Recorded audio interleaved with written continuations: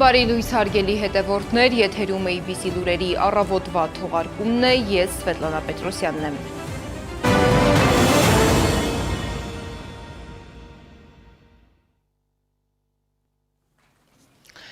Մերձավոր արևելքում լարվածությունը շարունակում է աճել։ ԱՄՆ նախագահ Դոնալդ Թրամփը հայտարարել է, որ Վաշինգտոնը պատրաստ է ուժեղ հարվածել Իրանին և նույնիսկ չի բացառել, որ կարող է վերացնել Իրանի գործող իշխանության ներկայացուցիչներին։ Թրամփի խոսքով Թեհրանի հետ բանակցությունների հնարավորությունը փորձություն էր, որը Իրանը չի հաղթահարել։ ԱՄՆ-ի կոշտ հայտարարություններին զուգահեռ ուշադրության կենտրոնում է հայտնվել նաև համաշխարհային առևտրի կարևորագույն ուղիներից մեկը Հորմուզի նեղուցը։ Իրանական աղբյուրների փոխանցմամբ նեղուցում հարձակման է ենթարկվել մի քանի նավ, թե ովքեր են իրականացրել հարձակումները դեռ պարզ չէ։ Հորմուզի նեղուցի շուրջ զարգացումների ֆոնին Իրանը վերահաստատում է իր դիրքորոշումը։ Արտգործնախարար Աբբաս Արաղչին հայտարարել է, որ նեղուցի անվտանգության հիմնական պատասխանատուն եղել և մնում է Իրանը։ Միացյալ Նահանգները մտադիր է ապահովել Հորմուզի նեղուցի անվտանգությունն ու դրա դիմաց ստանալ նեղուցով անցնող բոլոր բեռների համար գանձվող վճարների 20%-ը։ Միացյալ Նահանգների նախագահը բացարձակապես ճիշտ է, ով ապահովում է առևտրային նավերի անվտանգ անցումը Հորմուզի նեղուցով, պետք է փոխհատուցում ստանա այդ ծառայության դիմաց։ Իրանը միշտ եղել է նեղուցի պահապանը և կմնա ընդմիշտ։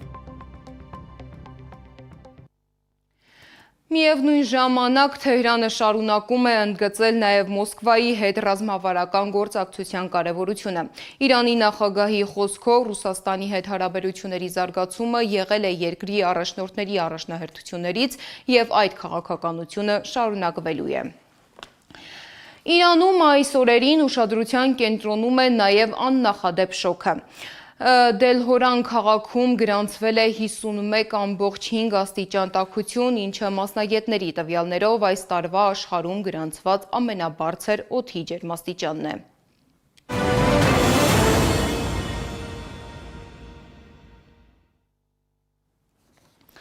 Վերադառնանք Հայաստան։ Աշխատանքից հեռացրել են Նիկոլ Փաշինյանի հետ քարոզարշավի ժամանակ վիճած մանկաբարձ գինեկոլոգ Արփինե Սողոյանին։ Պաշտոնական հիմնավորմամբ պատճառը բուժառուների թվի նվազումն ու հաստիկների կրճատումն է։ Բժշկուհին մեծ հետզրույցում հայտնել է, որ աշխատանքը կորցնելուց հետո գրեթե ոչինչ չի զգում հայրենի կորցնելու փաստի հետ համեմատած։ Ես մի անգամ եմ այդ օրերին ասել, վերջին 6 տարիների ընթացքում իմ ամենաերջանիկ եւ բավարարված օզն եմ ապրել։ Ես գոհ եմ, որ դա արել եմ, չեմ փոշմանում, գիտակցել եմ, որ կլինեն այսպիսի օրեր, դա ինձ երբևէ չէր կարող հետ կանգնացնել, ինչ եմ զգում աշխատանքը կորցնելուց, գրեթե ոչինչ հայրենիքը կորցնելու փաստի հետ համեմատած գրեթե ոչինչ։ Գործազրկության են մատնվել նաև Գագիկ Ծառուկյանին պատկանող ընկերությունների աշխատակիցները։ Քրեական վարույթի շրջանակում մի շարք ձեռնարկություններ շարունակում են փակ մնալ և աշխատակիցները հայտնվել են անորոշ վիճակում։ Նրանք ասում են, պահանջում են ոչ թե քաղաքական գնահատականներ, այլ աշխատելու հնարավորություն։ Խնդրում ենք, պահանջում ենք, հորդորում ենք, չգիտեմ, ոնց ուզում եք հասկացեք այդ ամենը մեկում։ Խնդրում ենք թույլ տաք, հնարավորություն տաք մարդիկ մտնեն աշխատեն, չէ՞ որ բոլորը այստեղ ընտանիքներ ունեն խնդիրներ բոլորը, ուզում են ամեն մարդ, մենք ավել ոչինչ չենք ուզում, մենք մեր աշխատանքն ենք ընդամենը ուզում։ Այո, աջակցում ենք պարոն Ծառուկյանին, միանշանակ, մենք ամեն րոպե իր կողքին ենք։ Պարոն Ծառուկյանը այսքան աշխատատեղ ստեղծելով, հիմա փակել են, չգիտես ինչ, ուզում են ժողովրդավար երկիր լինի, բայց ուր է ժողովրդավարությունը, որ այսքան ժողովրդի թողել են անգործ։ Ուր է։ Ես ուզում եմ պահանջում եմ եւ բոլորին, որ այսպես 70 կազմակերպություն ունեցող մարդուն, այսքան աշխատատեղ ստեղծող մարդուն, հիմա այսքան բոլորին թողեն առանց աշխատանք։ Ինչի համար։ Մենք բոլորս միահամուռ կերպով պահանջում ենք բացեն մեր աշխատատեղերը, մեր ժողովուրդը գնա իր աշխատանքին։ Ներկա պահին մենք սպասում ենք մի կես ժամը 5-10 րոպե, եթե չէ բոլորս միասին բարձրանալու ենք Աբովյանի քննչական կոմիտե, որտեղից որ կապարակ ընկվել է։ Ըստ դրան արդեն մենք մեր քայլերը, եթե պատասխան չստացանք, կարող է վիշտենք Երևան-Սևան մարուղին փակենք։ Մինչ քաղաքացիները պահանջում են Գագիկ Ծառուկյանին ազատ արձակել եւ աշխատանքը վերականգնել, ուշագրավ հայտարարություններով է հանդես եկել Ադրբեջանի նախագահ Իլհամ Ալիևը։ Նա խոսել է Հայաստանում տնային կալանքի տակ գտնվող հայ գործարարի մասին, պնդելով, թե վերջինս ֆինանսավորել է միջազգային քրեական դատարանի նախկին դատախազ Լուիս Մորենո Օկամպոյին։ Ալիևը սակայն անուն չի նշել։ Ադրբեջանը միակողմանիորեն վերացրել է Հայաստանի նկատմամբ սահմանված բոլոր տարանցիկ սահմանափակումները։ Ռուսաստանից, Ղազախստանից եւ այլ երկրներից Ադրբեջանի միջոցով Հայաստան է տեղափոխվել ավելի քան 40,000 տոննա տարբեր բեռներ։ Ավելին, Ադրբեջանն ինքն է սկսել նավթամթերք արտահանել Հայաստան։ Եթե չեմ սխալվում, մինչ օրս մատակարարվել է ավելի քան 10,000 տոննա նավթամթերք։ Հատկապես ներկայիս իրավիճակում, երբ շատ երկրներ վառելիքի պակասի են բախվում, Հայաստանն ունի վառելիքի հուսալի աղբյուր, եւ այդ աղբյուրն Ադրբեջանն է։ Առանց դրա Հայաստանը հավանաբար ստիպված կլիներ բենզին եւ դիզելային վառելիք փնտրել աշխարհի տարբեր մասերում։ Այս ամենի ֆոնին Ամերիկայի Միացյալ Նահանգների Կոնգրեսի ազատության աջակցության մասին օրենքի 907-րդ կոչվող փոփոխությունը լիովին հնացած է եւ պետք է ամբողջությամբ չեղյալ հայտարարվի։ Ադրբեջանն ու Հայաստանը նախաստորագրել են խաղաղության համաձայնագիր ԱՄՆ նախագահ Թրամփի մասնակցությամբ։ Ալիևի այս հայտարարությանը արձագանքել է ուժեղ Հայաստան կուսակցության խորհրդի անդամ Նարեկ Կարապետյանը։ Նա հարց է բարձրացրել, թե որ հայ գործարարի մասին է խոսքը, որից իր խոսքով բողոքում է թե Ալիևը, թե իր պրոքսի Փաշինյանը։ Սակայն սա Ալիևի միակ աղմկահարույց հայտարարությունը չէր։ Նա նաև պնդել է, թե Հայաստանն արդեն ունի վառելիքի հուսալի մատակարար եւ այդ մատակարարը հենց Ադրբեջանն է։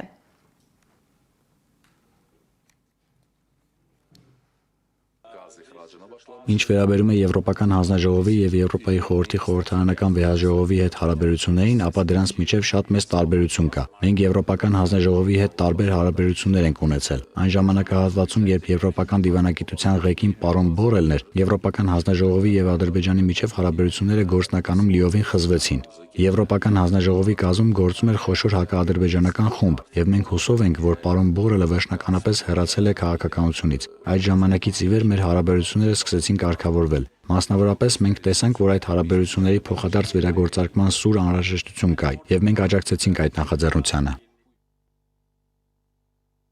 Ինչ քաղաքական նպատակներ են հետապնդում Բաքվից հնչող այս հայտարարությունները եւ ինչ ուղերձներ են պարունակում Հայաստանի համար, լսենք մասնագետի մեկնաբանությունը։ Ադրբեջանը Եվրոպայի, հարավային Եվրոպայի որոշ երկրներ ուղղակի էներգետիկ շանտաժի է ենթարկում, որովհետև ռուսական էներգակիրներից կտրվելու պայմաններում եվրոպական որոշ երկրներ, Իտալիա, Հունաստան, Սերբիա, ադրբեջանական էներգակիրներ են գնում եւ Ադրբեջանը քաղաքական կախվածության մեջ է դրել այդ երկրները։ Հիմա այս պայմաններում ասում են Ադրբեջանի քաղաքական ռազմական կախվածության ավելացնենք նաեւ էներգետիկ կախվածությունը, այսինքն դու ամեն ինչով դառնում ես Ադրբեջանի